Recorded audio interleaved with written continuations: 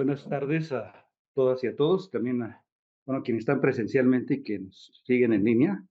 Bueno, en esta ocasión vamos a tener una conferencia que nos va a presentar la doctora Cruzita Ken de la Universidad Autónoma de Quintana Roo, ¿no? Bueno, la doctora Ken, le voy a leer algunos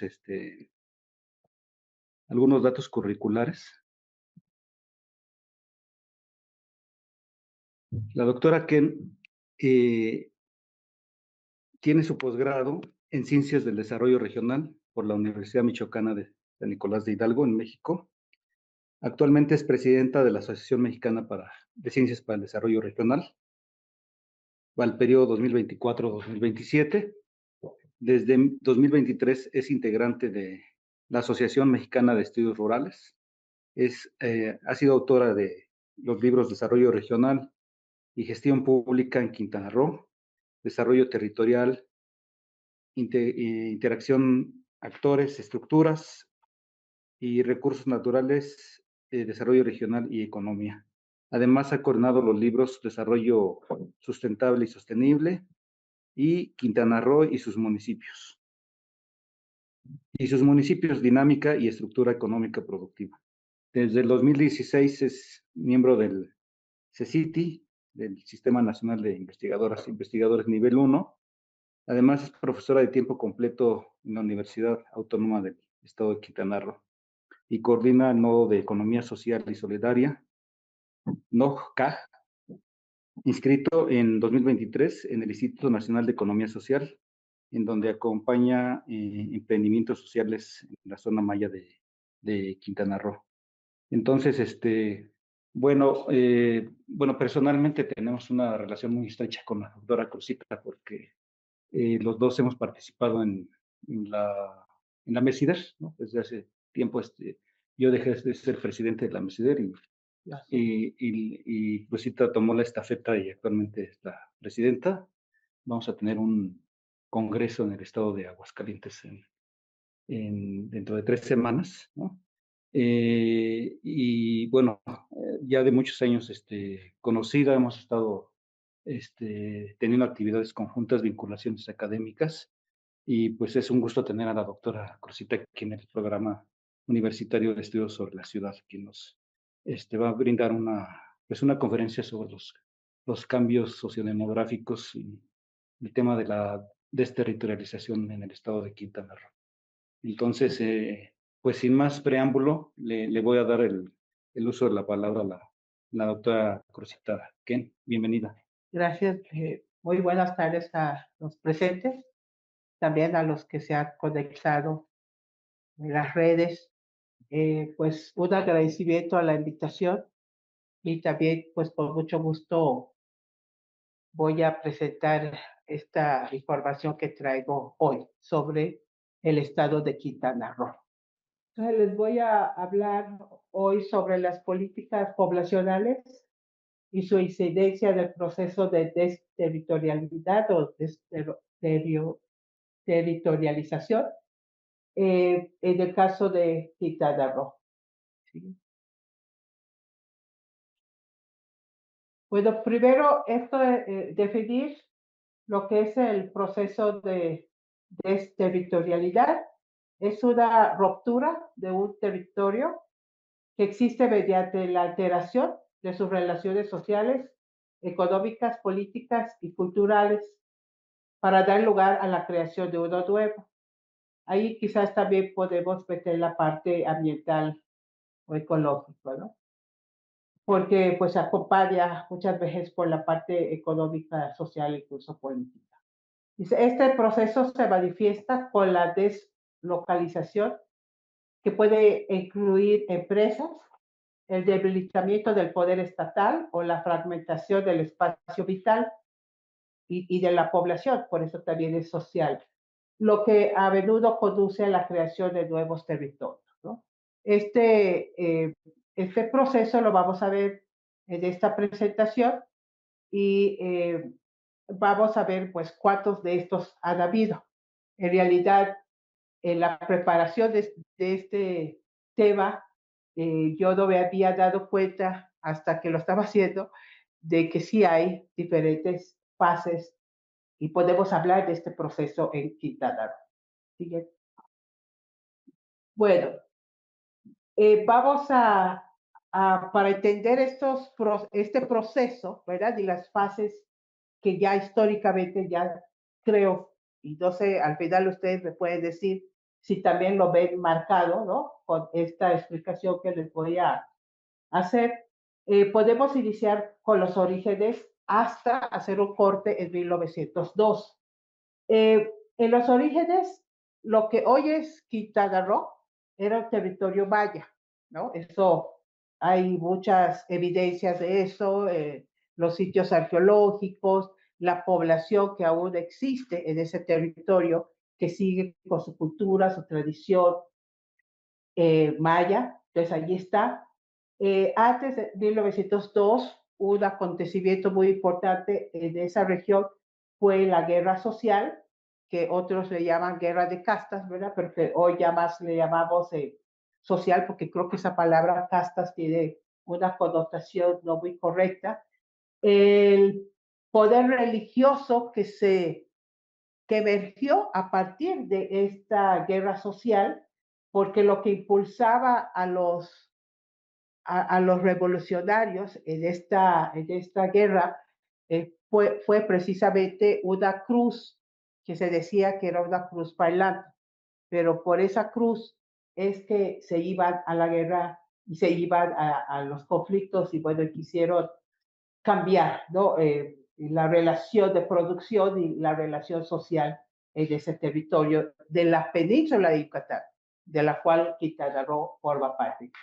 Esa amenaza territorial que se sintió, no solamente de ese territorio, pero que tuvo una expansión hasta a todo México, tanto así que Porfirio Díaz, pues se hizo esta determinación de que tenía que ponerle un alto a esta lucha por liberación, se puede decir, esta confrontación con la generación y reproducción del capital y con ese sistema de social que había relacionado a la producción.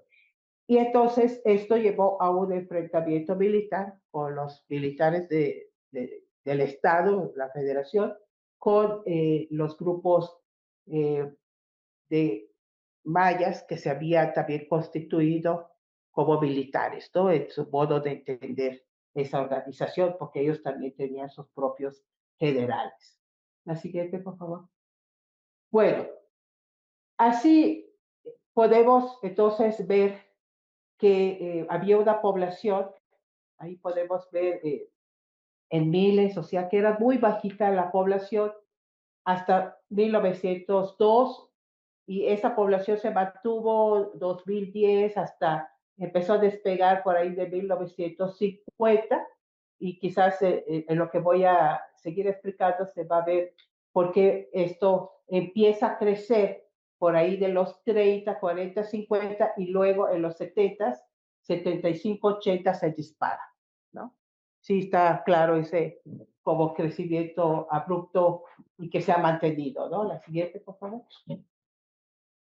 Eh, bueno, y esto se puede explicar este cambio primeramente en la población, ¿no? Que tiene que ver con la gente, pero a la misma vez cómo estas personas y estos cambios fueron cambiando la fisonomía territorial y cómo se fueron dando estas desterritorialidades, ¿no? Entonces Garza establece que en el comienzo de las políticas de desarrollo regional en México se dio a partir de la reforma agraria de 1915. Esto fue muy importante porque es como la primera política de desarrollo regional estatal, ¿no? De gobierno. Y a esta le siguieron otras etapas, como la de impacto territorial aislado, que fue de 1940 al 70, las políticas urbanas regionales, como una estrategia económica nacional que fue de 70 a 76, y luego las políticas de planeación urbana regional institucionalizada de 1977 al 88. Pero bueno, en esta última etapa del 88, y podemos decir hasta nuestros tiempos, o quizás hay un nuevo, allí podríamos decir que en 1918 hay un cambio de la política.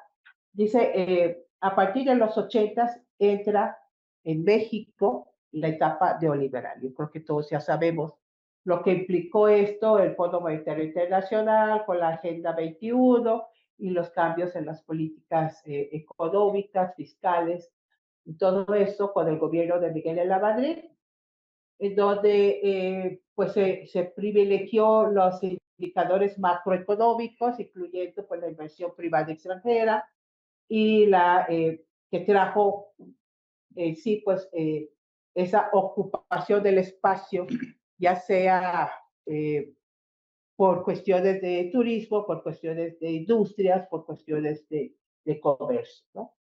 Bueno, entonces estas son como las etapas de las políticas que van a tener una repercusión en todo México y particularmente yo voy a explicar lo que pasó en Quintana Roo. Bueno, entonces en Quintana Roo podemos ver desde este periodo de los asentamientos humanos con el gobierno de Venustiano Carranza, va a tener un impacto porque esos asentamientos urbanos se promovió para Quintana Roo. Entonces podemos ver en este cuadro los presidentes de México, los modelos que acabo de mencionar grosso modo, que está, si vamos de forma cronológica, asentamientos humanos, a nivel nacional, las colonias agrícolas, la industrialización, el periodo de la industrialización con Lázaro Cárdenas del Río, las cuencas hidrológicas, estos proyectos que bien no llegaron a Quintana Roo, porque pues no hay ríos importantes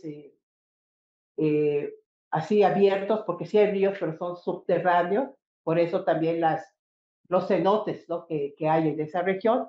Entonces, ese programa realmente no llegó, pero impactó de otra manera. El desarrollo estabilizador, el desarrollo compartido, donde da auge a los polos de desarrollo, los primeros polos, apegado a la teoría keynesiana, el auge petrolero para el resto de México, pues para la península, quizás solo Campeche, pero Quintana Roo también se vio afectado por eso, y el periodo neoliberal que es a partir del 82 hasta nuestros tiempos, ¿no? En el, en el caso de Quintana Roo específicamente, pues tenemos que este programa de asentamientos humanos llevó a la búsqueda de mejores tratos e integración de los indígenas. Bueno, llevó a que, lo vamos a ver más adelante, incluso con mapas que localizan ya específicamente hacia dónde se fueron colonizando, pero se llevaron poblaciones del resto de México, de lugares donde ya estaba como habiendo congestión, a estas zonas, y entonces eso llevó a que la población maya ya no fuera la única población que estaba allí, ¿no?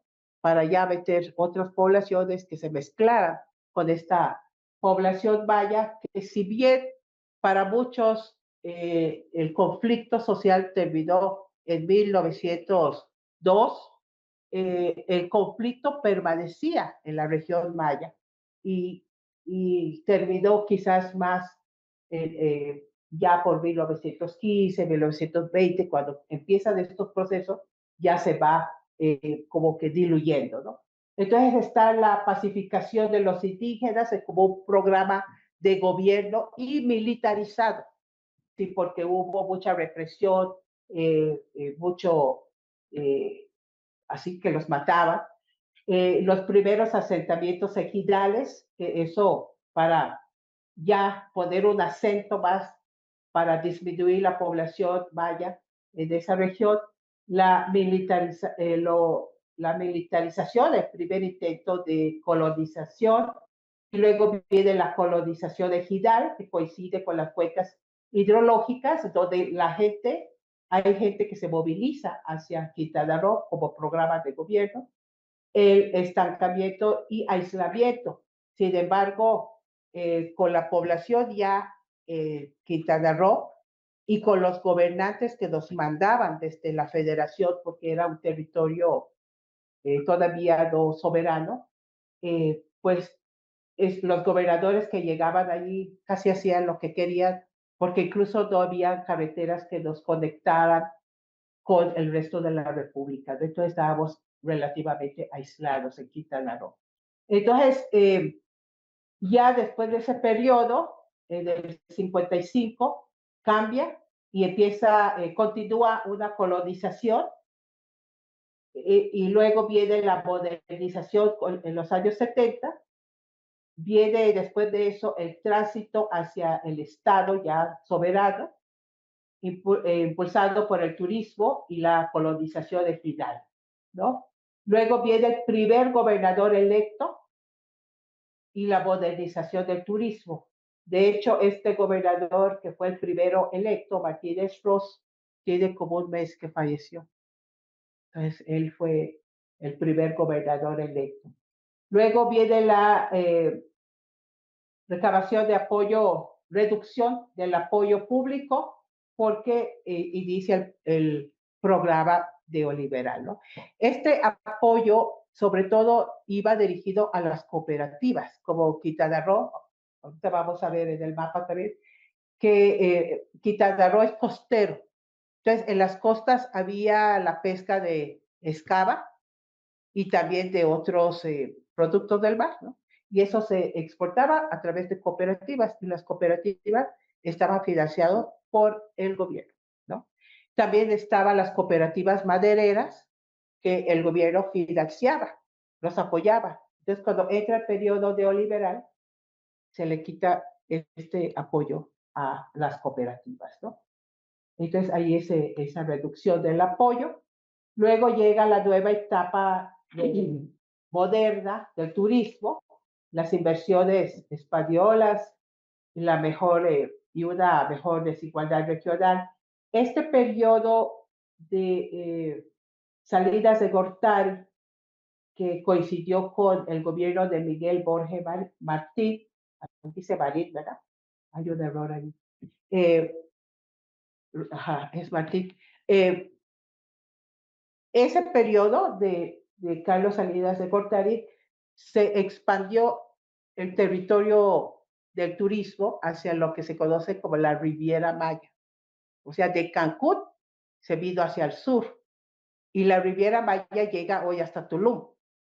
Entonces, esa parte de expansión, ese territorio que se permitió, se le vendió, se le concesionó a los proyectos turísticos internacionales como los Melías, los Radisson, otras, incluso con otros modelos más modernos de todo incluido, con playas exclusivas, ¿no?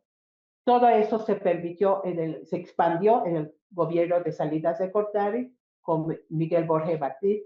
Y luego Mario Villanueva a Madrid, que siguió ese mismo enfoque de expansión del turismo. Joaquín Hendrix Díaz, Félix González Cato y todos los que han venido le han seguido apostando al turismo.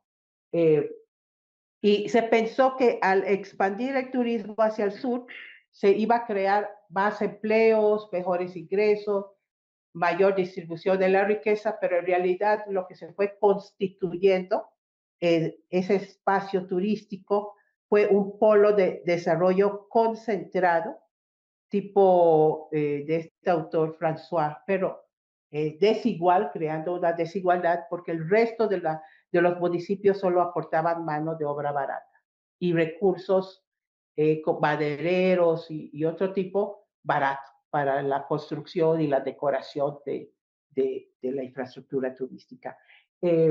Y también, pues, se creó lo que se puede llamar un enclave turístico, parecido a los enclaves en Latinoamérica y sobre todo Centroamérica bananera, o esos enclaves a donde la inversión privada solo les interesaba sacar los productos y llevárselo casi de manera sin valor agregado a sus países y allí hacer el valor agregado, ¿verdad? Y dejar muy poco ingreso, incluso muy poca infraestructura de estos países. Entonces, el turismo parecido a un enclave porque los inversionistas solo les interesaba pues la ganancia que estaba dando el turismo, que ya se estaba estableciendo, consolidando a nivel internacional, ¿no? Incluso internacionalmente pueden no conocer mucho de México, pero sí saben dónde está Cancún, ¿no?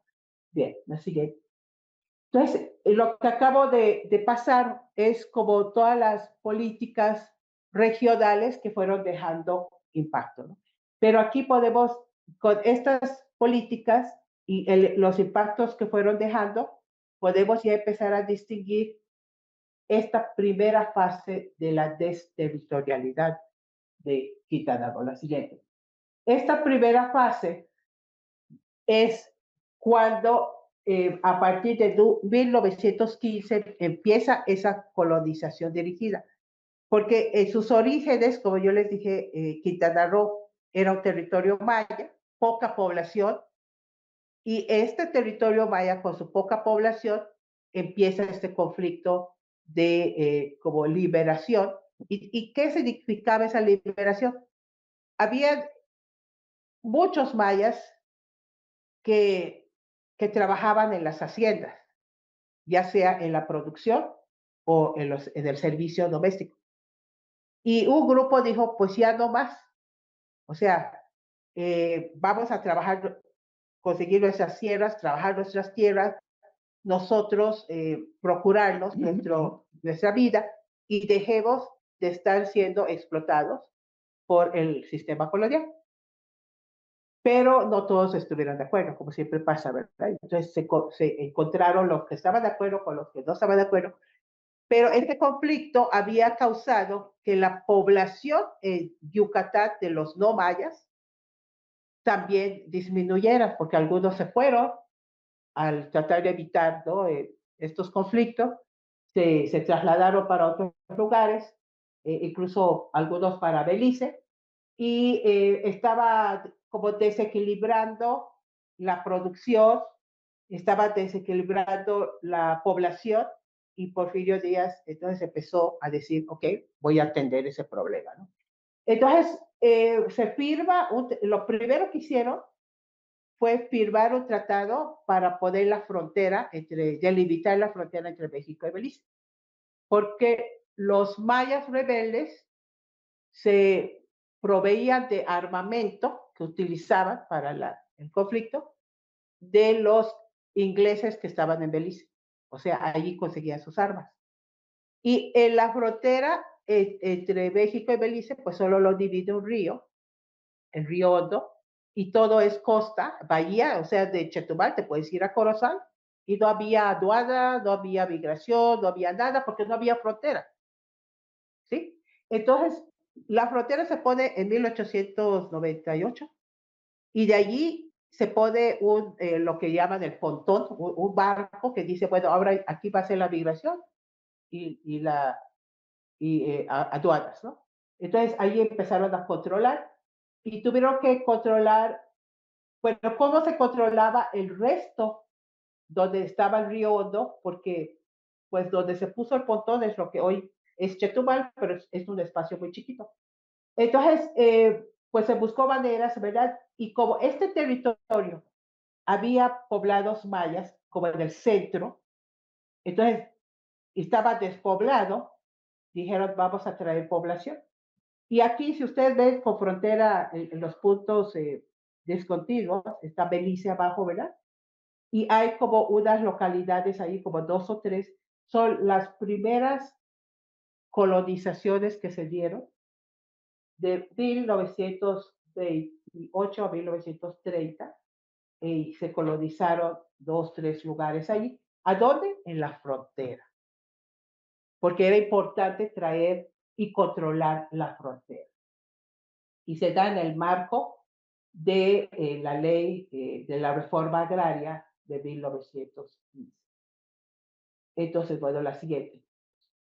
Después de este periodo viene este otro periodo de 1934 a 1940, estos periodos como que también obedecen a las políticas regionales que les mostré anteriormente. Entonces, aquí se empieza a poblar en la frontera, o sea, otra vez aquí donde dice Belice, allí la frontera que hace con Guatemala, ya vemos poblaciones en el centro, y como también se delimitó la frontera con Campeche y con Yucatán, ya era territorio federal, no soberano, pero se empieza a poner población como para marcar esa frontera, ¿no? Entonces ya vemos que en el norte también hay, enfrente de Cozumel también hay, empiezan a poner poblaciones aquí, ¿no? Se establecieron en este periodo del 34 a 1940 18 ejidos. Entonces eran ejidos, ¿no? Todos estos terrenos ejidos.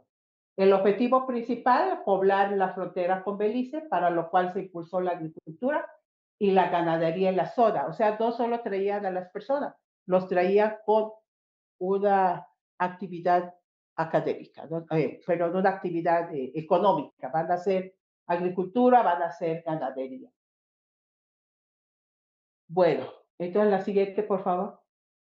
Ya en el siguiente periodo, que va de 1940 a 46, se puede ver dentro de la política de impacto territorial aislado, y este periodo coincide con el desarrollo estabilizador. Aquí en todo México se conoció ese periodo, donde se experimentó un importante crecimiento económico llamado el milagro mexicano, impulsado sobre todo por las políticas públicas, ¿no? Estas políticas fueron sectoriales y se enfocaron a la industria y al sector agropecuario. Y trajeron grupos precisamente para trabajar lo agropecuario a, a poblaciones, los trajeron para Quintana Roo, ¿no? Estos que venían bajo el proyecto de la reforma la reforma poblacional, venían con ya financiados por el gobierno y ya venían a áreas específicas en Quintana Roo. El mismo gobierno les pagaba para abrir brechas, para construir una escuela, un centro de salud. O sea que ellos venían con financiados, incluso con terrenos para que desarrollaran la actividad económica. Pero se supo a nivel de México que en Quintana Roo habían terrenos, había espacio, había posibilidad de producción, ¿no? Entonces, al margen de estas políticas de gobierno, de asentamientos humanos, vinieron poblaciones por sí solos, así, camiones enteros, ¿no? De gente de Michoacán, de Veracruz, de otro lado, que dijeron, bueno, en Quintana Roo hay tierras, y vamos para allá. A este grupo que llegó se le llamó colonización espontánea, porque a la otra, colonización dirigida. Pero cuando llegan estos de población espontánea y se asentaban en las comunidades que ya estaban ocupadas por la población colonos dirigidos, fueron rechazados por ellos. Como decir, este espacio es nuestro, este ejido ya está distribuido a nosotros, no hay espacio para ustedes, entonces se tiene que ir. Entonces se tuvieron que ir. Por eso en Quintana Roo, poblaciones donde yo he trabajado, hay Lázaro Cárdenas 1, Lázaro Cárdenas 2. O sea, poblados que se llaman Lázaro Cárdenas, pero 1 y 2, ¿no? Porque son población que primero se asentó en la 1, pero fueron rechazados, entonces fueron a otro espacio y se llaman Lázaro Cárdenas 2. Entonces, así hay lugares que se llaman Tabasco y otro Tabasquito, o sea, parecidos, ¿no? Pero hay población claramente que se ve y fueron más prósperos, se puede decir, los dirigidos y los espontáneos como que hicieron agricultura de subsistencia y como un nivel de vida más bajo, ¿no? Porque todos recibieron el apoyo del dirigido. Entonces, existió ese conflicto por la tenencia de la tierra entre estos diferentes pobladores, los dirigidos y los espontáneos. Pero bueno, aquí lo que les voy mostrando es cómo se van estableciendo comunidades, ¿no? Ejidos que luego se volvieron en comunidades. El siguiente. Bueno, en este otro va de 1958 al 64. Y aquí que pueden ver, ya hay población más concentrada en el norte, ya con en la frontera con Yucatán y Campeche. Y hacia abajo también, pues uno o dos, ¿no? Pero ya la población se está dispersando hacia el norte y centro. ¿A dónde estaban los mayas? En el centro, ahí, en el centro.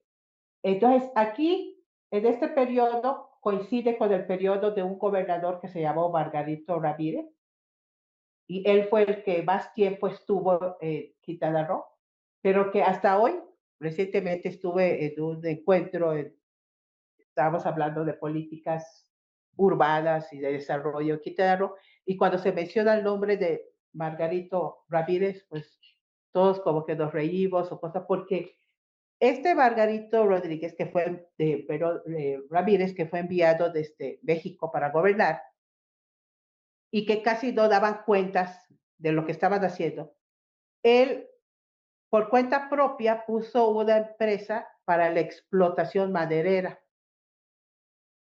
y salió con inversionistas de aquí, del centro de México, y empezaron a sacar la madera preciosa de la selva de Quintana Roo. Por eso la selva de Quintana Roo, ahora que dice que el Tren Maya devastó, no era selva primaria, es selva secundaria. Porque mucho de la madera lo explotaron las compañías inglesas que recibieron el permiso de los mayas para sacar madera y por eso también el control de la frontera, ¿verdad? Porque ahí había como que yo saco madera y tú me das armas, había allí un arreglo, pero también los gobernadores que llegaron enviados desde México también explotaban la madera hasta de manera como clandestina y hicieron los grandes negocios. Al mismo tiempo que estos gobernadores como que no les favorecía y más este Margarito Ramírez abrir a México, a Quintana Roo, al resto de México, porque esto les permitía hacer sus negocios sin mucha fiscalización y mucho que nadie los controlara, ¿no?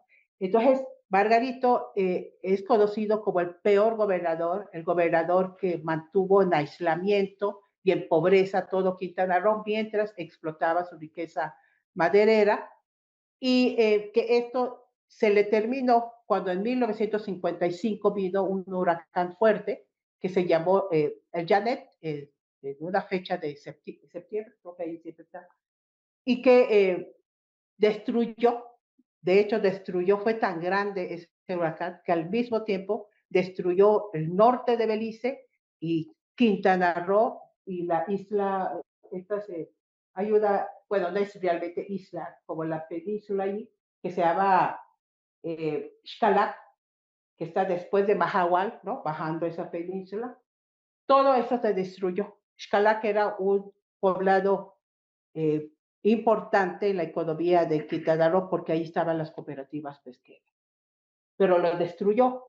Y cuando llegaron las autoridades a ver la destrucción del huracán, entonces la población se quejó de Margarito y vieron también la situación horrible que había quedado, se murió mucha gente. De hecho, en Chetumal, ahí en Los Cocos, hay muestra del nivel de mar, que llegó el mar y la gente se murió ahogada. Y bueno, y hay una escultura ahí que se llama del Renacimiento, que es una mujer con un bebé, porque renació Chetumal después de esa destrucción. Y el poste. Y hay un poste, porque voló una madera y se clavó así como cruz en un poste, y todavía está el poste con la madera ahí. Y hay una casa que voló completo, con toda su gente adentro, y luego estaba como barcaza así en el agua, pero sobrevivieron. Eso se llama la casa voladora. Y la casa ya está allí puesta y es un lugar también, se puede ver. Entonces, este huracán, y obvio que quitaron a Margarita. ¿no? Y todo el mundo agradeció al huracán Janet porque eso implicó que quitaran a Margarita. Pero coincidió este periodo del 55 con varias cosas que son factores exógenos y con factores endógenos como que quitaron a Margarito, el huracán, ¿no? Y ya vieron evidencia de lo malo que estaba Quintana Roo, la poca conexión que tenía con el resto de México. Entonces, se crea un comité pro gobernador nativo formado, perdón, hay un error, en Cozumel en el 48. Y bueno, estos son sobre todo los que querían sacar a Margarito, ¿no? Y el Frente Renovador Quintanarroense del 48 y otro comité que se llamó Comité Pro Defensa Territorial de Quintana Roo. Ahora, estos tres comités trabajaron juntos para sacar a Margarito para mejorar la situación de Quintana Roo, sobre todo de Chetumal, y también promovieron el reconocimiento y la soberanía de Quintana Roo como territorio, como Estado federal, ¿no?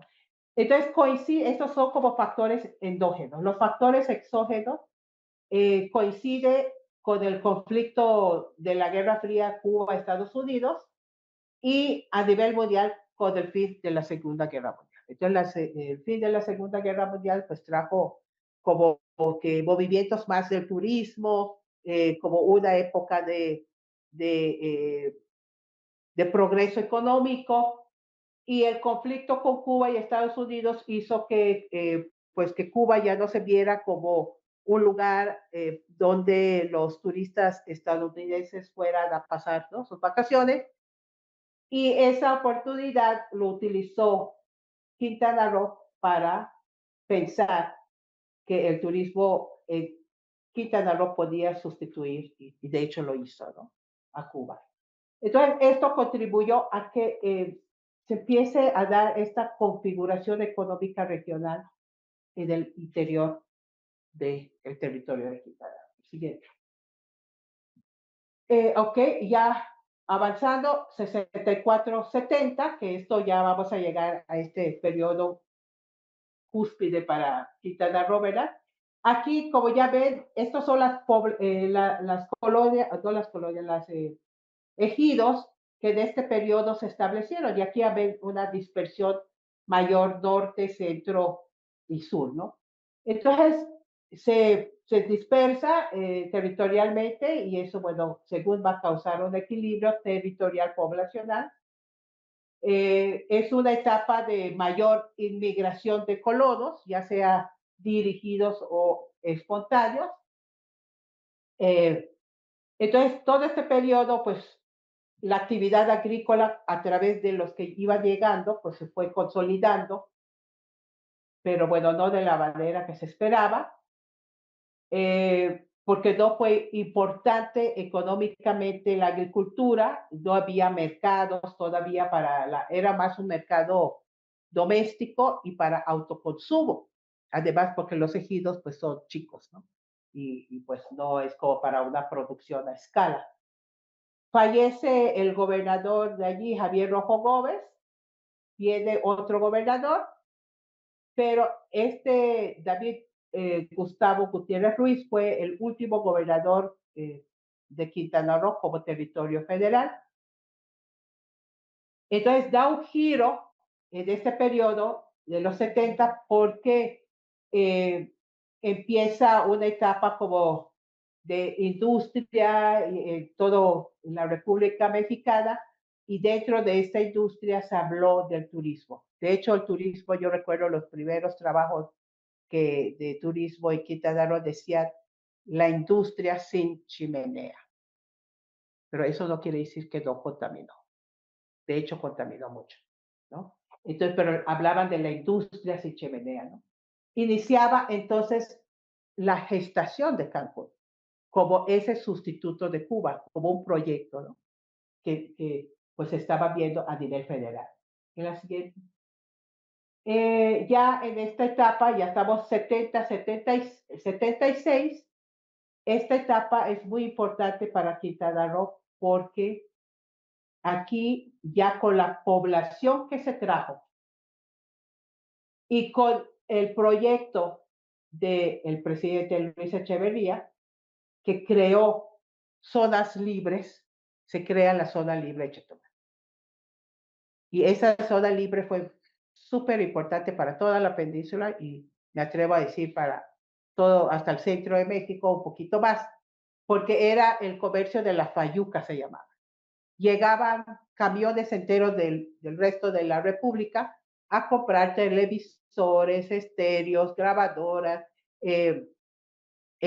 todo electrónico, ¿no? Ventiladores, televisores, bueno, a comprar todo lo electrónico y otros productos que ingresaban a Chetumal, zona libre, pero no solo Chetumal fue zona libre, también lo fue Cancún, no, Cozumel, perdón, Cancún no existía, Cozumel y la frontera de Quintana Roo con Yucatán, que es una comunidad que se llama Suche.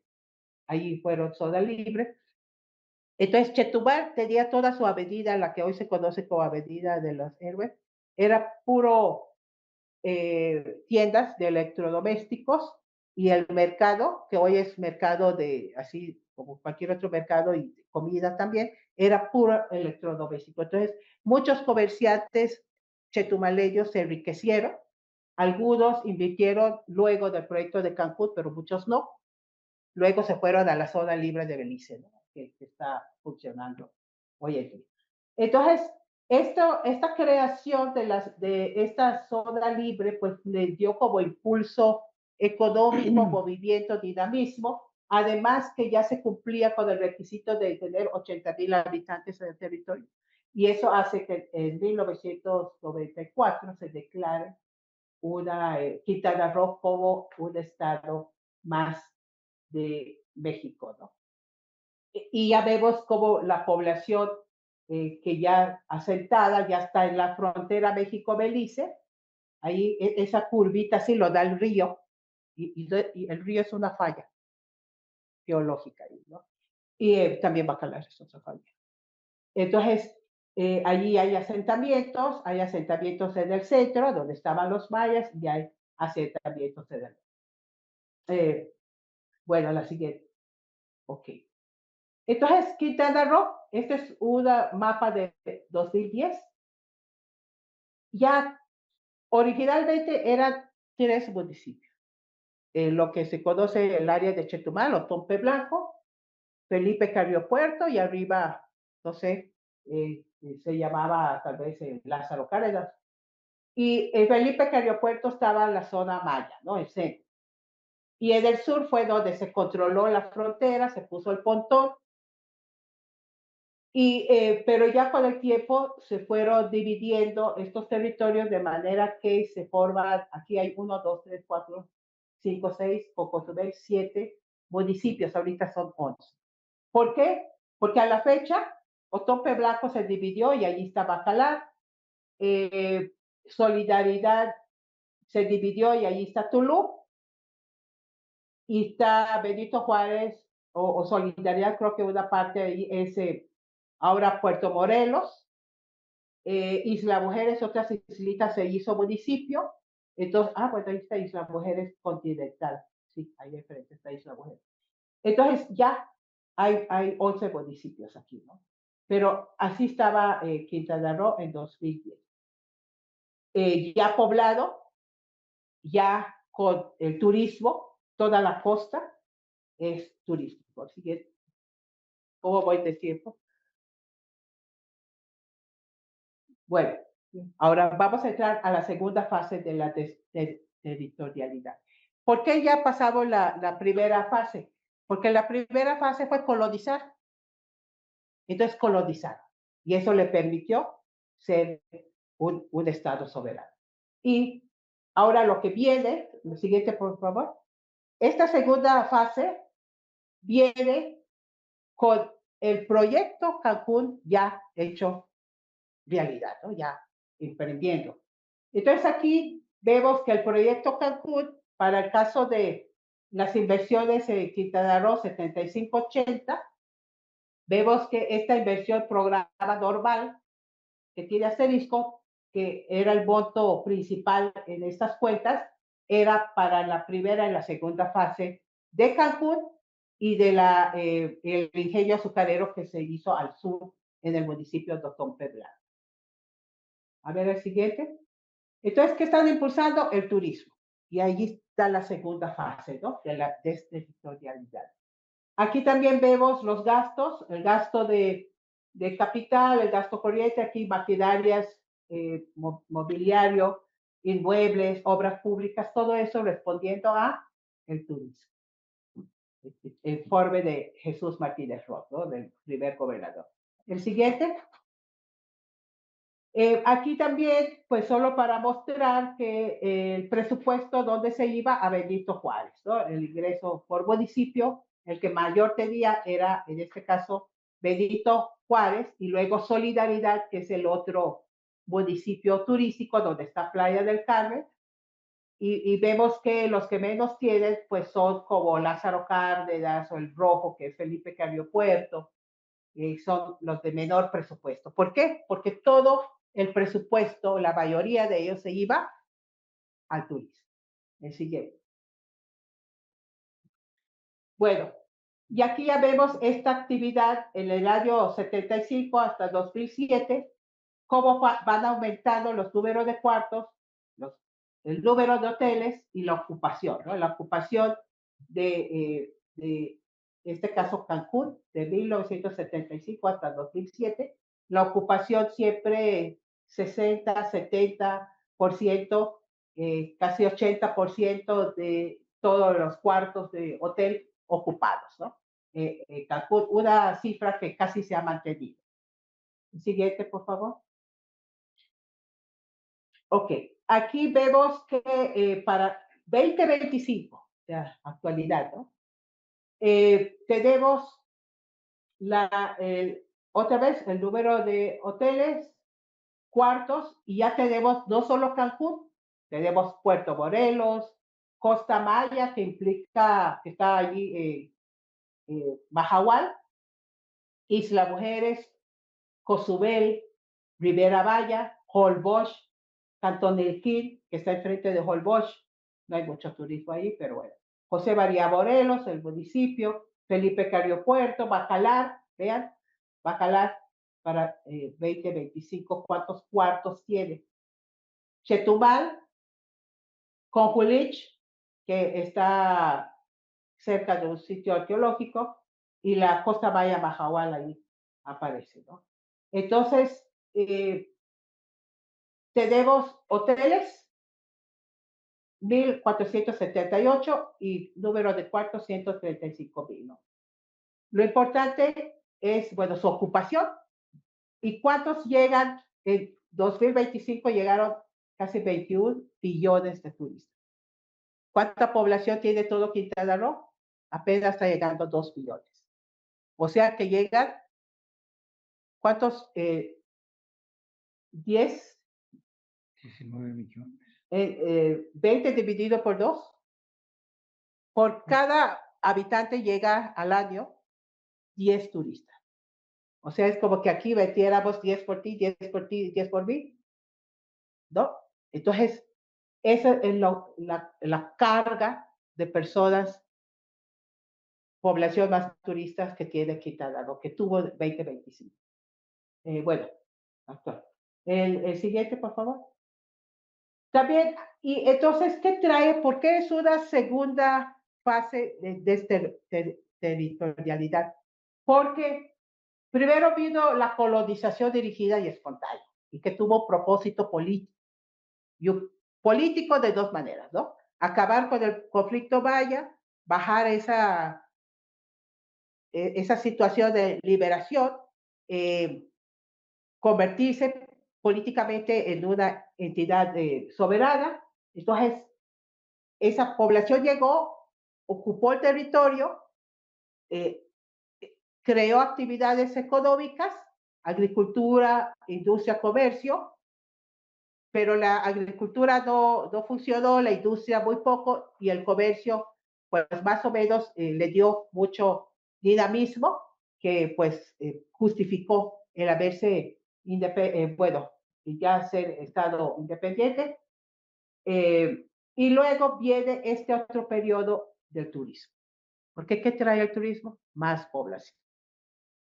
Una actividad que ya no está tan diversificada, una actividad que va a ser una actividad especializada y polarizada porque está en las costas, ¿no? Y trae inmigrantes, como los inmigrantes anteriores, que también fueron como inmigrantes internos, ¿verdad? Ahora son inmigrantes internos y externos. Porque de lo, cuando empieza el proyecto Cancún, llegan a trabajar a Cancún los de Yucatán, Campeche, Veracruz, Tabasco, Chiapas, y como van pasando los años, se integran más estados que, eh, que expulsan mano de obra y que llegan a Quintana Roo, ¿no? De manera que la tasa de crecimiento de Quintana Roo siempre está por arriba, 3 veces más, 4 veces más que el nacional. Y todavía aquí para 2020 podemos ver que la tasa de crecimiento para México es 1.2 y para Quintana Roo 3.5. La siguiente. Entonces es un lugar de inmigración. La siguiente, por favor. Bien, aquí es la ocupación, el comparativo que estamos teniendo 2025 con 2024.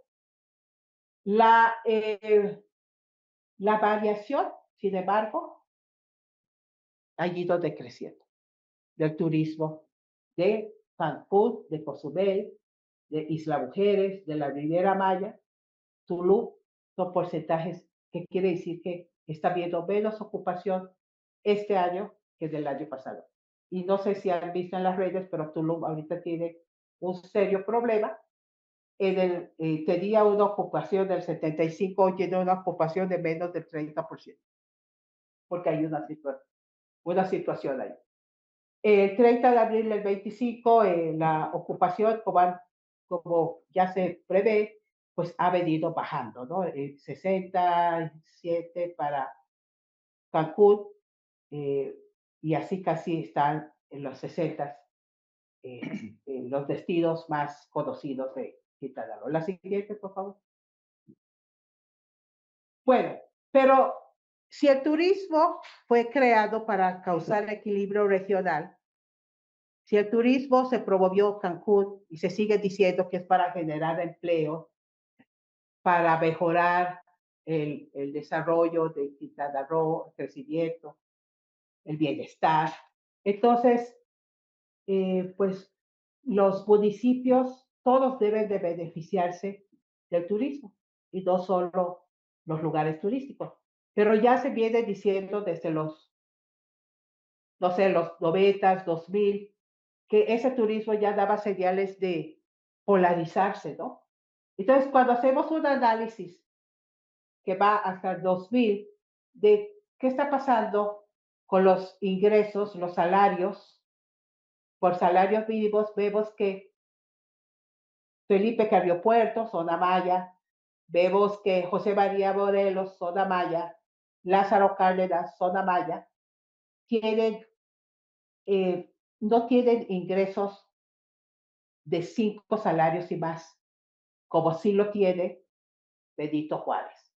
Como va creciendo de 90 al 2000, Cozumel, ¿no? Y ahí vemos que Otompe Blanco un poco va creciendo. Entonces, ¿qué pasa? Una desigualdad del ingreso. Los 5 salarios y más en los lugares turísticos y en muchos casos en las otras municipios, 1, 2 salarios mínimos, ¿no? Es lo normal. Siguiente, por favor. Pero si vemos otros indicadores también, alfabetismo, porque como que el ingreso está acompañado de otros, ¿verdad? Ingreso bajo, otros indicadores socioeconómicos bajos. Aquí lo que está arriba de 1 es lo que tiene por arriba del promedio estatal, lo que está abajo de 1 está por debajo del nivel estatal. Y otra vez vemos esta desigualdad, no convergencia regional, porque abajo vemos que tiene menos del promedio estatal. ¿A quiénes vemos?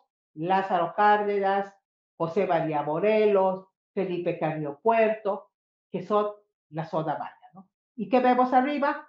Otompe blanco, que es donde está Chetumal, ¿verdad? Pero que va con una tendencia, bueno, baja y luego sube. Pero tenemos Benito Juárez, tenemos Cozumel, tenemos Isla Mujeres, o sea, que coincide, ¿no? Que la zona turística, bien, la zona no turística, mal. El siguiente. Y un dato más, el de derecho a biencia, ¿no? Salud. Y vemos la misma tendencia. Y si vemos vivienda, electricidad, agua entubada, si vemos internet, cosas como eso, carreteras, vamos a ver la misma, esta desigualdad regional. Aquí otra vez se repite en la misma estructura del territorio, de esta división, ¿no? La siguiente. Ok, la siguiente. Ok. Y entonces, viendo, bueno, ¿qué pasa? Obvio que esta situación de desigualdad de ingreso, desigualdad socioeconómico, pues empieza a llevar a una inmigración, por decir, rural, urbano, ¿no? Porque ¿dónde está el turismo? En lo urbano. Entonces, si aquí vemos las manchas más verdes, es donde se está concentrando la densidad de asentamientos humanos, o sea, la población. Entonces, vemos Otompe Blanco, ¿a dónde está? Allí donde está Chetumal, ¿no? Bacalar, ¿dónde está? Allí donde está en la cabecera, Bacalar. Y así vemos Felipe Carriopuerto, pues ahí no hay mucha población y no tiende a moverse mucho. José María Morelos, lo más verde, donde está la cabecera, que hay cierto turismo, pero pues bajo todavía. Pero lo que vemos en las costas, incluso ese pedacito de la costa aquí frente a Chetumal es Mahahual, ¿no? Entonces vemos todas las costas más verdes y ahí es donde se está yendo esa población. Se está yendo población. Y hay una carretera allí, arribita, abajo de Lázaro Cárdenas, que también se está poblando, porque ahí están habiendo proyectos turísticos también, ¿no? Entonces, allí están, y cuando vemos el 2020, vemos que eso se sigue como afianzando, ¿no? La población moviéndose hacia las costas. Incluso vemos una parte que se extiende de Tulum, porque empieza una carretera que va hacia adentro, también empieza a haber actividades y la población, por estar cerca de Tulum, se va poniendo por allá, ¿no? Entonces vemos este fenómeno que, de hecho, hay comunidades en Quintana Roo que antes existían y ahora no existen, que antes tenía población, 300, 400, hoy tiene 10 personas, 5 personas, son ranchos, ya nadie está. Y otro fenómeno que pasó en este periodo también, que no solamente se movieron hacia las costas, hacia el turismo, sino que se fueron hacia Estados Unidos en este periodo. El siguiente, bueno, la tercera fase. Y ahora, esta tercera fase, como que es la fase de ahorita. ¿Qué está pasando? Ahora, la población, los mayas casi no se mueven, como que se quedan allá en su comunidad, haciendo lo que siempre han hecho, agricultura y subsistencia. Pero las otras poblaciones, como de los que llegaron con la colonización dirigida, espontánea, son los que se van a Estados Unidos o se van a las costas. A ver, en esta tercera fase, entonces, lo está marcando y lo va a empezar la siguiente, a marcar más, que creo que en un par de años vamos a poder constatarlo, el Tren Maya. Estamos inaugurando una nueva fase.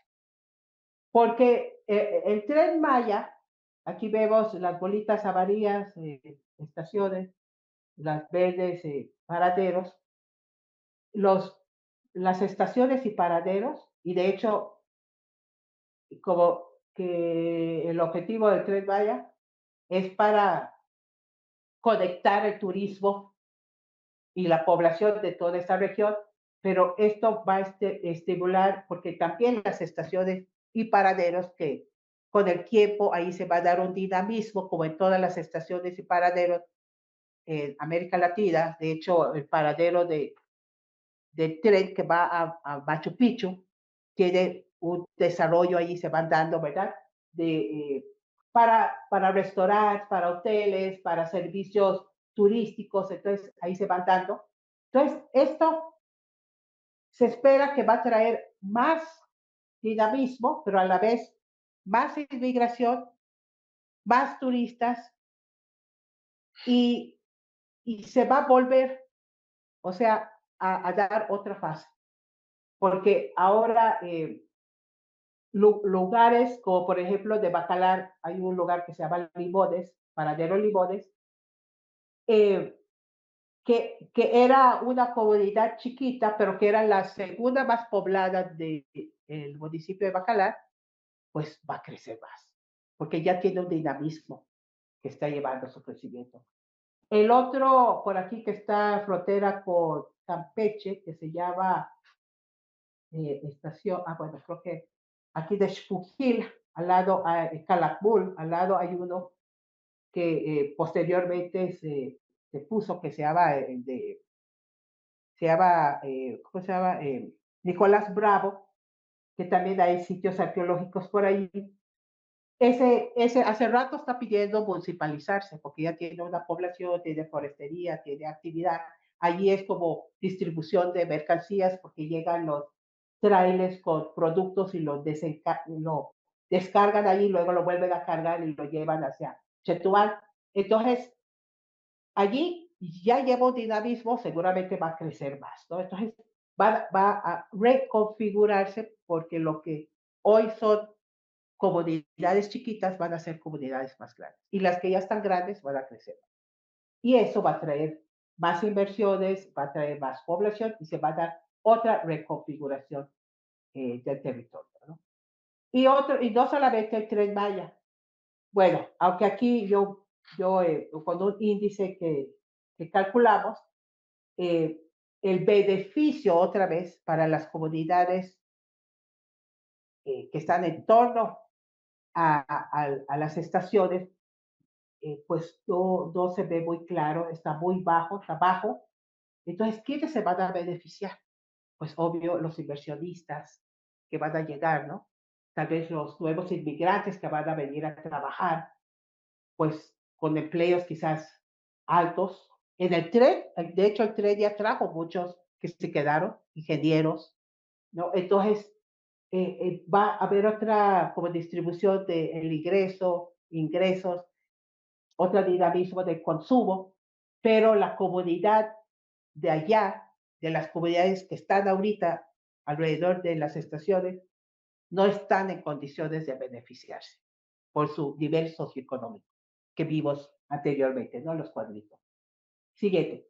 Pero también otros, están los polos de desarrollo para el bienestar y otros proyectos a nivel municipal. Otompe Blanco tiene sus proyectos de hacer una zona libre, un recinto fiscal. Eh, Felipe Carriopuerto tiene un proyecto de una carretera que va a salir hacia la costa de Felipe Carriopuerto que se llama Marcha al Sol o no sé, algo así, pero que ese territorio lo quieren abrir para turismo y está en la área protegida de Siantán. Entonces, estos proyectos que cada municipio tiene para inversiones, en muchos casos, otra vez repitiendo el esquema de turismo, pero estamos viendo también, estamos presenciando actualmente un agotamiento del turismo de masa. Como ya vieron, el decrecimiento de la ocupación hotelera, el problema que está teniendo Tulum, lo que ya están diciendo que le espera a Mahahual y a Bacalar, el estrés hídrico que, que con toda esta nueva población y nuevo movimiento, nuevas actividades económicas e industriales por los proyectos que se piensan que se van a poder, va a traer esta situación. La actividad hotelera gasta muchísima agua, muchísima agua.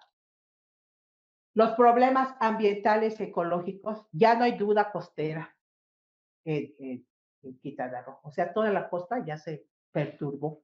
El manglar ya se perturbó. Al interior, el Tren Maya y otras extracciones ilícitas han acabado o ya perturbaron lo que había de selva. Estas huellas ecológicas que está dejando el turismo, el sargazo que está llegando, ¿verdad? Y que está siendo también contribuyendo a la baja ocupación, porque sí, es un problema ambiental, porque apesta y nadie quiere estar allí en esa situación, no puedes disfrutar la playa. Y la gobernanza criminal, o sea, la inseguridad pública que existe ya, ¿no? Y todo esto grupos que están queriendo controlar la industria, pues, las empresas inmobiliarias, todo esto de bienes raíces, la compra de terrenos o el despojo de terrenos en torno al Tren Maya, en torno a los proyectos que van a ver, que ya están diseñados, y en torno al turismo, ¿no? Para poder seguir las actividades. Entonces, esa es la situación actual. Y esto nos va a traer a una nueva fase de desterritorialidad. Entonces ya vimos dos y este sería una tercera que estamos casi iniciando. Bueno, pues no sé lo que va a pasar. Yo creo que la gobernadora y todo su equipo tiene muchos retos y bueno, y no solo ellos, la academia tiene muchos retos de frente, ¿no? En la siguiente creo que esta es la última. Y bueno, les doy las gracias por escuchar.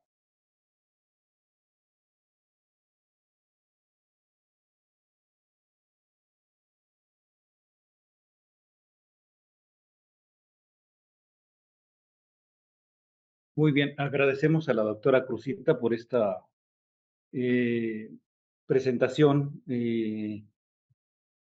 Fue muy ilustrativa, Cruzita, yo creo que para todos. Y yo creo que todos o la mayoría han ido a Cancún, a la Riviera Maya, pero no conocen muchas de estas dinámicas, estoy casi seguro, ¿no? Yo quiero hacer algunos comentarios así muy rápidos, algunas provocaciones, Cruzita. Bueno, lo primero que quiero decir es que como ustedes se dieron cuenta, pues es un caso muy emblemático de esos procesos bueno, lo que se llama, tú le llamas desterritorialidad, digamos, ¿no? De territorialización, desterritorialización y reterritorialización, ¿no? Como lo maneja brasileño Havers, ¿no? El, Digo, eso se nota bastante bien el planteamiento que tú haces. A mí me parece, siempre me ha parecido Quintana Roo un territorio anómalo dentro del contexto de la República Mexicana. ¿Por qué digo anómalo? Por varias cosas que tú mencionas. Primero, porque es su característica de territorio fronterizo, ¿no? Le da una diferencia muy importante respecto a lo que conocemos más que es la frontera norte, ¿no? Esta característica de territorio fronterizo tiene varias cuestiones que se pueden analizar. Digo, es un territorio fronterizo en el sur de México, en el sureste, pero además es caribeño, ¿no? O sea, no, porque siempre nos planteamos que nosotros qué tenemos que ver con el Caribe, ¿no? Y hay una cultura del Caribe, ¿no? Bueno, Cruzita mismo, lo hemos platicado, ¿no? Estos mecanismos ¿cómo fueran los mecanismos de identidad del Caribe? Y que esto se expresa aquí, se expresa en la comida, ¿no? Lo comentábamos ayer, se expresa en la comida, se expresa en los perfiles sociodemográficos, ¿no? La población, la población maya, la población negra, las mezclas que se dieron ahí históricamente. Pero la comida se comparte. Veíamos ahí formas de platillos y de gastronomías que se comparten entre Cuba, entre Panamá, ¿no? Entre Belice, ¿no? Y Chetumal. Chetumal, ¿no? Entonces, es una cosa bastante curiosa, ¿no? Lo que se ve así. Siempre pensamos más en la frontera norte, ¿no? Como que es nuestro referente, pero nunca pensamos en esa cultura caribeña, ¿no? En la música, por ejemplo, ¿no? No, es otra característica, ¿no? Entonces, tiene ese elemento allí importante. Entonces, aquí es más bien una invitación a que pensemos Quintana Roo dentro de la identidad caribeña, ¿no? Como un elemento. Por eso me parece aquí, así como algo, como una anomalía, yo le digo, ¿no? Que en realidad es algo, reconocer la diferencia que se da respecto al país. Luego la otra, porque en términos de conectividad, Quintana Roo funcionaba como una isla. Para llegar a Quintana Roo, en el siglo XIX, solo se llegaba en barco, ¿no? Solo se llegaba en barco. No había, porque era selva. Hasta 1966 se inició la carretera. Después de Margarito Ramírez, se abrió la carretera de Chetumal a Escárcega. Uh-huh. Pero digamos, se salía del puerto de Veracruz, se llegaba a Puerto Progreso, ¿no? Y de Puerto Progreso a Chetumal. A Chetumal, ¿no? Y entonces, cuando fue lo de la guerra esta contra los mayas, ¿no? De Gastas, Quintana Roo era una prisión, una especie de prisión, ¿no? Era un campo, digamos, ¿no? Donde los llevaban, sí. Y por eso era como una isla, porque para salir de allí, o salías por la selva, y es que salías, o por mar, que pues obviamente necesitabas una embarcación por mar. Entonces no había conectividad realmente, ¿no? Hasta muy recientemente, ¿no? En realidad su conectividad era marítima. ¿No? Bueno, ahora ya se habla de Tren Maya, que es la última fase que dice. Pero antes, imagínense ustedes, no había esta parte, ¿no? Entonces, es esta anomalía, digamos, ¿no? Luego, las características propias de lo que menciona Cruzita, los procesos eh, digamos que las matrices productivas, cómo van cambiando a través del tiempo, ¿no? Que, bueno, Cruzita no nos habló del Enequén, digamos, porque es más de Yucatán, pero en general la península de Yucatán tiene esta característica de que era un modelo extractivo, ¿no? Que se tenía desde el Enequén, las maderas preciosas, que si les toca, sí. El chicle, ¿no? El chicle que también... El chicle del árbol de el árbol del chicle, que fue muy importante, antes de la industria química que inventara todo este tema de los plásticos, ¿no? El chicle era muy importante por toda la cuestión porque ya empezaba la industria automotriz, ¿no? Ya en el siglo XX. Y el chicle era muy importante para la producción de llantas, ¿no? Y de otras cosas, ¿no? Y el,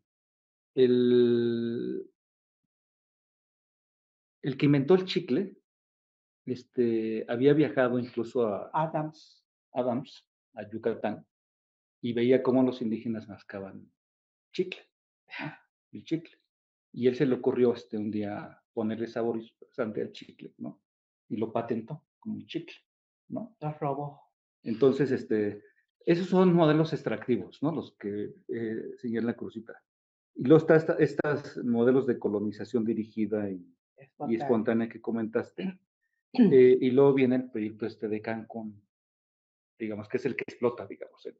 En realidad lo que nosotros en la época contemporánea vemos es más el efecto de Cancún, como polo de desarrollo, ¿no? Entre comillas, pero que fue el punto de impulso de todo un proceso de urbanización turística que se dio en la península de Yucatán hasta la actualidad, ¿no?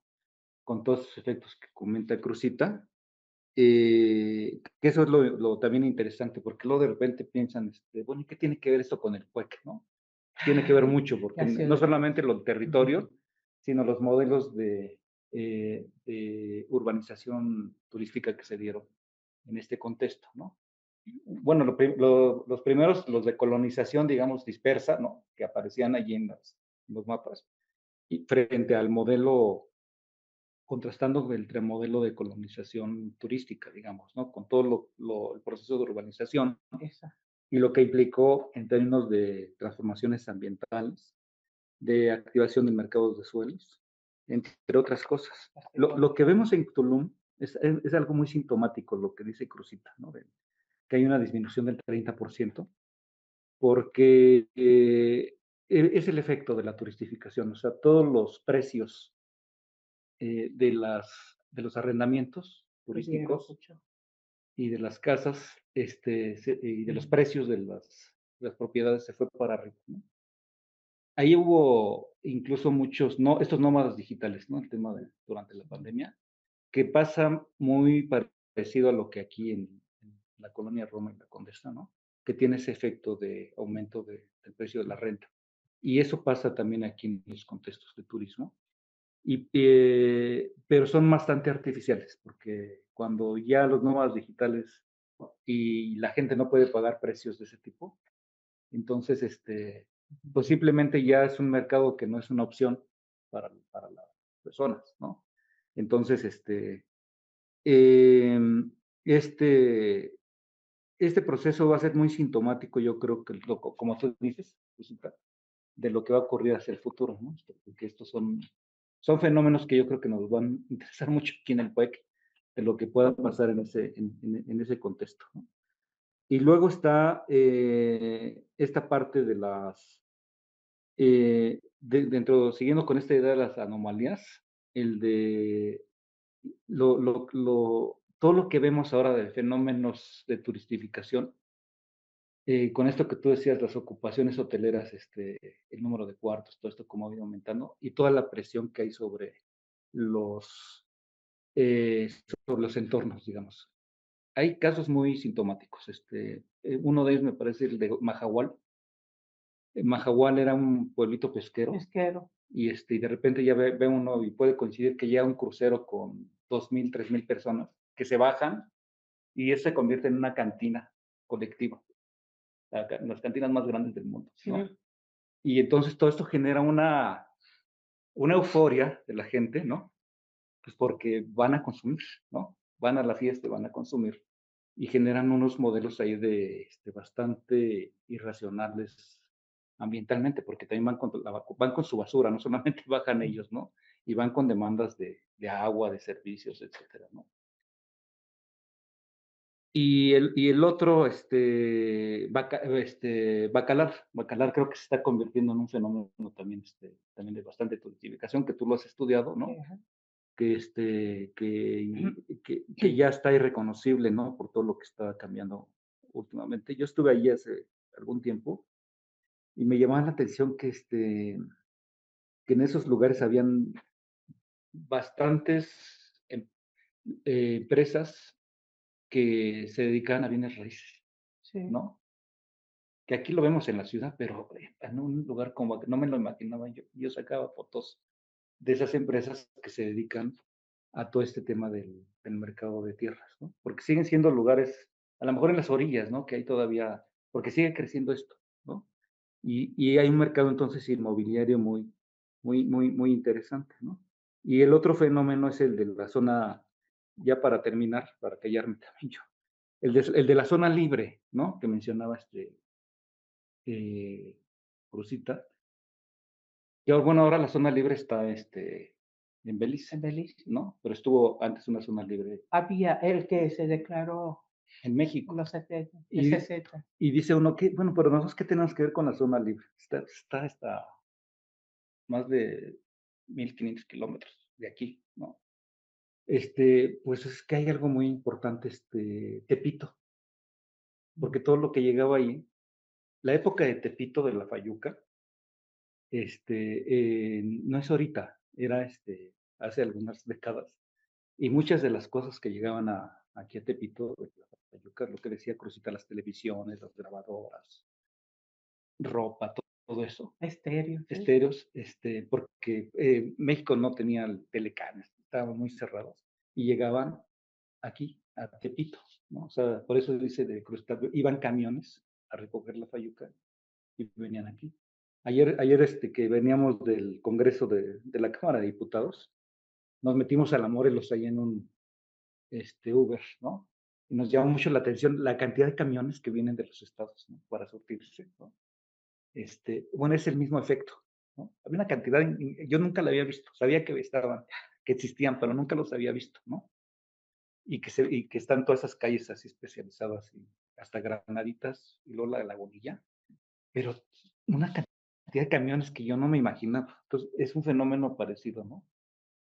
Y ahora que tenemos, tenemos la zona libre de Belice, Bueno, y muchos van a comprar, ahora ya no es fayuca, es piratería, ¿no? O sea, lo que encuentras ahí es piratería, o sea, muy bien hecha además, ¿no? Porque pero está mezclado, como te dije, está está mezclado. mezclado, está mezclado, pero lo que a lo mejor predomina es piratería, porque lo que venden ahora en Tepito es fundamentalmente es piratería, ¿no? Son productos de ese tipo. Entonces, esas son unas conexiones que uno empieza a hacer cuando empieza a ver estos fenómenos, cómo se dan, porque de repente uno se pregunta, ¿yo qué tengo que ver con Quintana Roo, por ejemplo, ¿no? Con Chetumal, ¿no? Pues son esos procesos de cómo lo global tiene implicaciones Y locales. seguramente esta bandera vino de Quintana Roo. Ujú. Mm, Sí, porque son maderas preciosas, claro. ¿no? Entonces, bueno, y lo otro es el Tren Maya, que como lo vieron, va a generar unas dinámicas. Lo que dice Crosita es que cada estación y cada paradero no fue aleatorio, o sea, lo crearon donde va a haber demanda, ¿no? Y eso tiene un efecto automático en las dinámicas urbanas, en las dinámicas inmobiliarias, ¿no? Y pues de las economías locales y urbanas que se están dando allí en esos lugares, ¿no? Que es la tercera Fácil. fase que tú comentas, que me parece muy interesante. Digo, son temas que esto abre muchas vetas de análisis, ¿no? Que apenas se están viendo, pero que yo creo que pues van a ser importantes. Y yo creo que por eso, por todo esto que nos muestras, pues el trabajo que estás haciendo es muy interesante, ¿no? Y creo que Muchas muy gracias. ilustrativo para todos. Para mí mismo que sigo aprendiendo más de lo que tú sabes, ¿no? Entonces, si quieren, abrimos una ronda de preguntas aquí donde estamos y también los que están Ya en vi, línea. ya vi. Ah, bueno, ya están aquí en línea. Pero no sé si aquí en la mesa tienen alguna pregunta. ¿Existen ejemplos de políticas que hayan logrado equilibrar el desarrollo económico y la preservación territorial y cultural? Bueno, mira, también hay una pregunta ahí, si hay planeación sostenible y si hay también políticas o planeación de crecimiento urbano. Bueno, se puede decir que el primer ejercicio de planeación urbana fue Cancún, ¿no? El proyecto del 74 por ahí. Pero en poco tiempo, como se fue dando el crecimiento tan acelerado de migración, de, de inversiones, ese proyecto quedó superado. Y cada vez que hacen planeación en Quintana Roo o incluso los planes de ordenamiento territorial, lo queda rebasado. Incluso el propio gobierno como que rebasa la capacidad de carga, sobre todo de las ciudades turísticas, las urbes como Cancún, Playa del Carmen.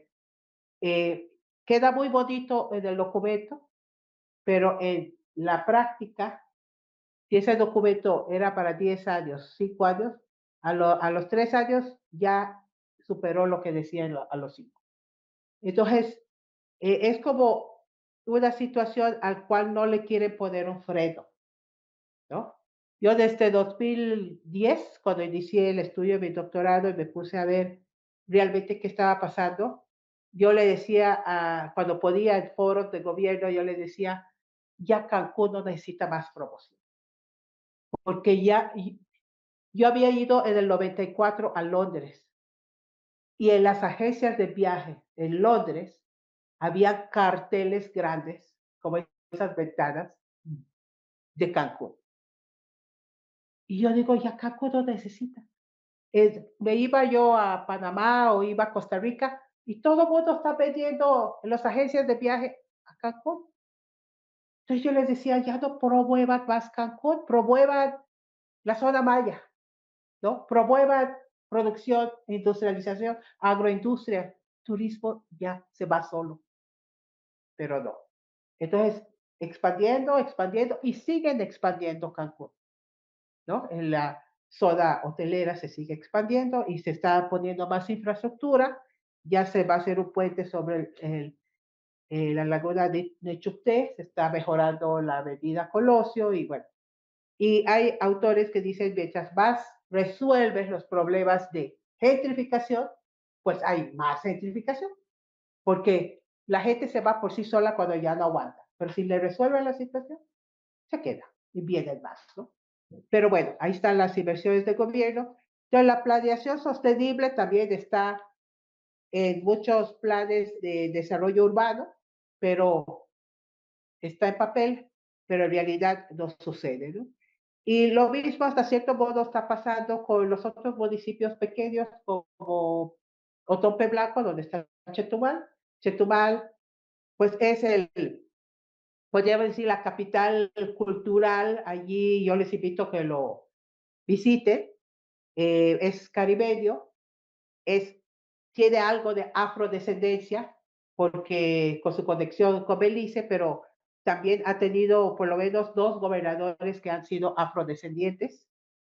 Eh, Chetumal también tiene un muelle fiscal que nos recuerda que el comercio histórico había sido un comercio de cabotaje, o sea que pasaba por toda la costa atlántica de América Latina y de América Central, sobre todo entre Belice, Guatemala, Honduras, ¿no? De hecho, los gobernadores afrodescendientes han venido más que de Belice, de Honduras.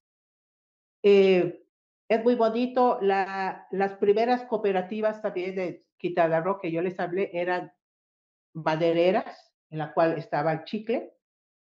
Hoy el chicle sigue produciendo chicle y de sabores, hasta de sabor de chile jalapeño, pero ya es una empresa privada, exporta. Entonces ya no es como cooperativa, ya es privado, ¿no? Entonces, hay muchas cuestiones muy interesantes, como dice el doctor Gasca, y como seguramente nuestra audiencia ya tiene algunas preguntas o inquietudes que son temas de investigación, ¿verdad? Que se pueden empezar a abordar. Por ejemplo, el problema de Mahahual. Mahahual ahorita hay un proyecto para hacer un parque temático que va a ser mucho más grande que Xcaret y que piensa atraer mucho más turistas que Xcaret. Una extensión de tierra 10 veces más grande que Xcaret, y seguramente el gobierno estatal, más que el municipal, se sienten afortunados de esto y se sienten seducidos por esa posibilidad. Pero ya están diciendo ambientalistas que no. El agua, estrés hídrico, la gentrificación, el daño ecológico. ¿Y cómo vas a ceder tanto de tu territorio a un proyecto que se va a desarrollar, ¿qué? ¿En 20 años? Entonces, no. Y eso es algo bueno porque creo que con los medios y con la ya avance de la educación, la gente ya está opinando. O sea, ya no queda escondido estos proyectos. Antes la gente no lo sabía, tal vez el gobierno lo sabía, pero ahora estos proyectos ya salen a la luz, ¿no? Y hay opinión pública sobre ello. El turismo de masa, también Quintana Roo, están viendo la posibilidad de diversificarlo a través del turismo de base comunitaria, que trabajamos nosotros a través de economías sociales y solidarias. Y últimamente el proyecto de Quintana Roo, de ese turismo de base comunitaria, se extendió para que sea un proyecto federal. Y hay ahora una convocatoria para la certificación de algunos emprendimientos para que tengan la certificación de turismo comunitario, porque la distinción de pueblos mágicos quedó desplazado por que va a ser turismo de base comunitaria o turismo comunitario. Pero también ahorita se está dando que los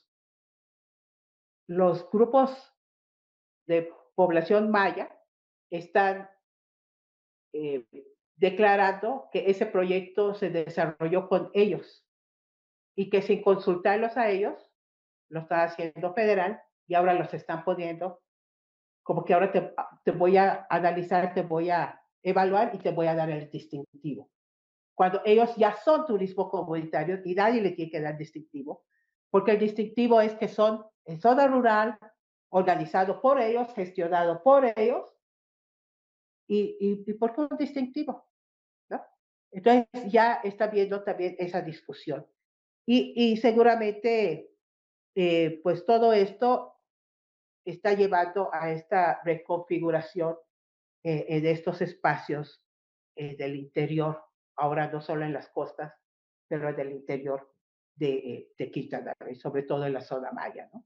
Y si esto sigue como distintivo y llama la atención a la inversión, pues puede surgir más que soluciones algunos problemas.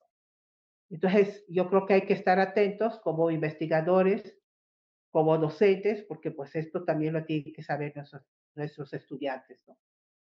Porque ellos son el futuro de investigadores o servidores públicos, ¿no? Entonces, hay mucho que hacer en el caso de Quintana Roo. ¿Ok? ¿Hay otras preguntas?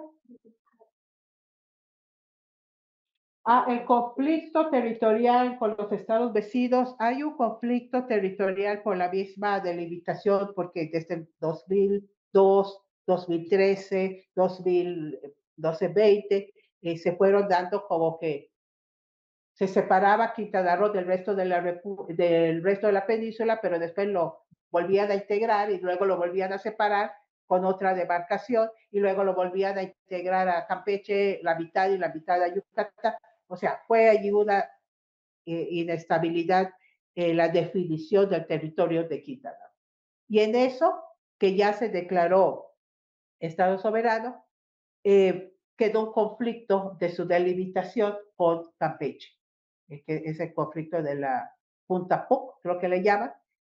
Entonces, había poblaciones en esa margen, en esa frontera que no estaba delimitada claramente, que no sabían si eran de Campeche o son de Quintana Roo. Entonces, bueno, las poblaciones, si llegaba el gobierno de Quintana Roo y les ofrecía programas y proyectos, lo agarraban, ¿no? Lo tomaban. Si llegaba a Campeche, lo mismo. Pero esto está en litigio, se está tratando de resolver, pero con el Tren Maya, y un poquito antes, el lugar donde está el conflicto se declaró municipio, es el municipio de Calakmul. Y con esta declaración de municipio parece ser que ya se delimitó. Y como es de Campeche, como que Campeche lleva la de ganar, porque Quintana Roo no ha hecho nada al respecto.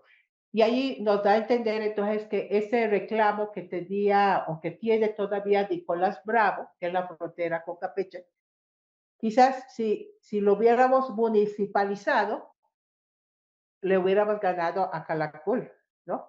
Y tal vez se hubiera delimitado porque ahí es donde está el conflicto. Pero el que lo hizo antes es Calakmul, Campeche, ¿no? Entonces, no sabemos en qué va a quedar eso, pero seguramente se va a tener que resolver pronto, ¿no? Sobre todo porque hay zona arqueológica, hay área natural protegida y hay mucho en juego ahí, ¿no? Hay mucho en cuestión de actividad turística, cuestión cultural y de sostenibilidad, ¿no? Entonces, eso es otro dato allí. Bueno, ¿qué más preguntas?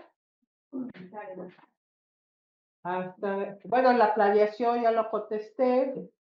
Quintana Roo ha sido referente jurídico, jurisprudencial en leyes e instituciones como ahí nació en los términos del Common Law, el estudio de los derechos internacionales privados Pues no sé si se habrá dado, no sé mucho de ese tema, pero no sé si se dio por cuestión de la delimitación con la frontera con Belice, ¿no?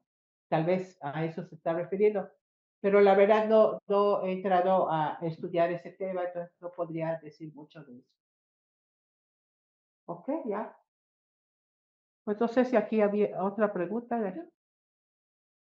¿Cómo percibe o cuál diría que es el papel de las comunidades originarias ante las políticas poblacionales? Ah, las políticas, puedo, estoy pensando, eh, do- do-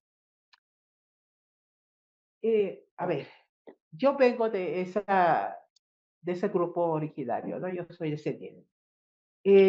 Pero, bueno, aquí tengo una persona que aprecio mucho, que fue mi estudiante del programa del FIT y fuimos a Zona Maya.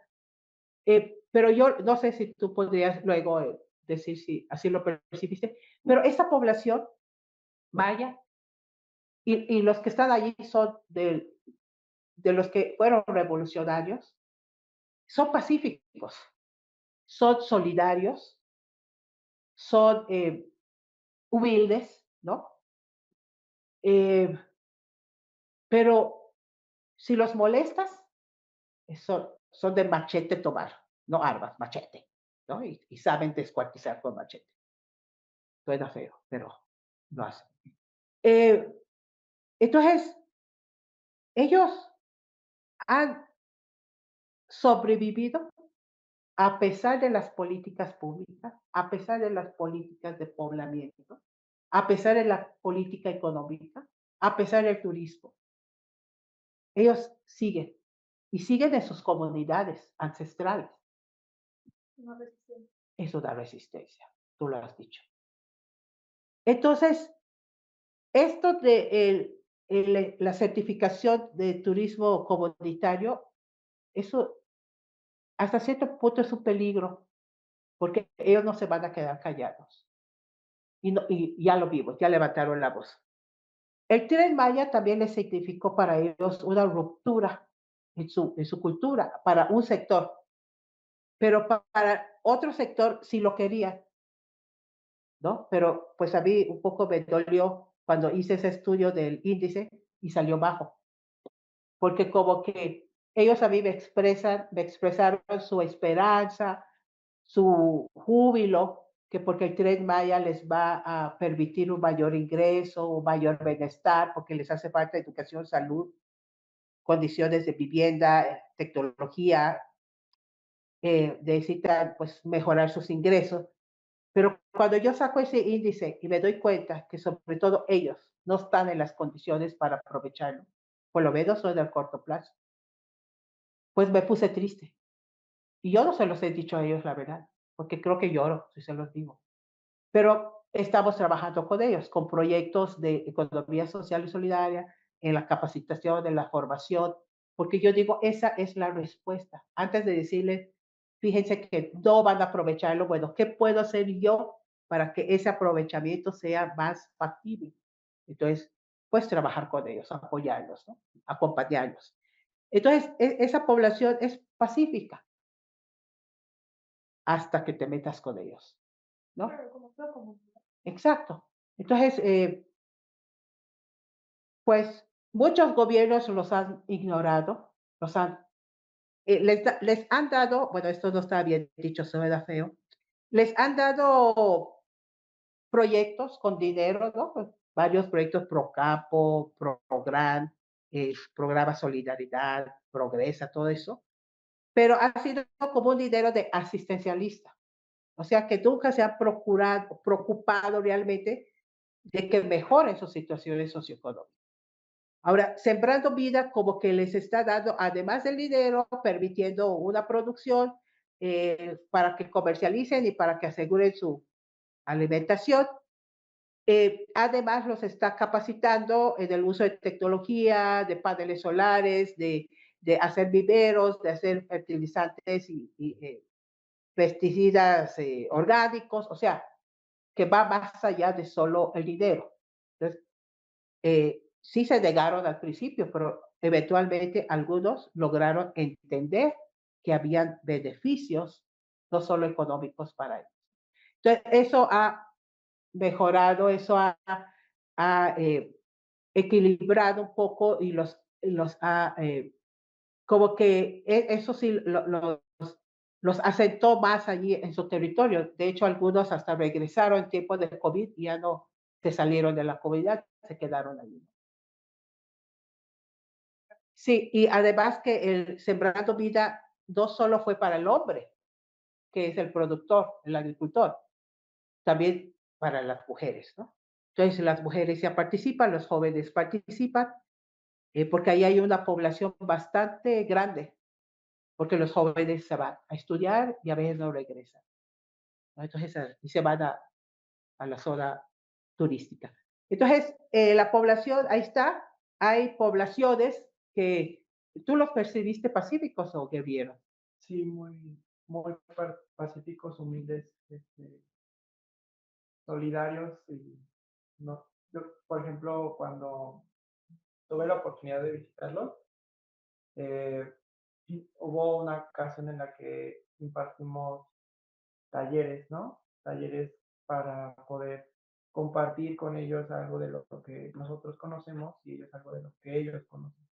Y es bonito este tipo de experiencias que son parte de su turismo de base comunitaria, porque generas experiencias y generas eh, conocimiento cultural milenario, o sea que muchos creemos que está perdido, pero que ahí está en esas comunidades y que podemos ir a adentrarnos con ellos y nos van a recibir con los brazos abiertos.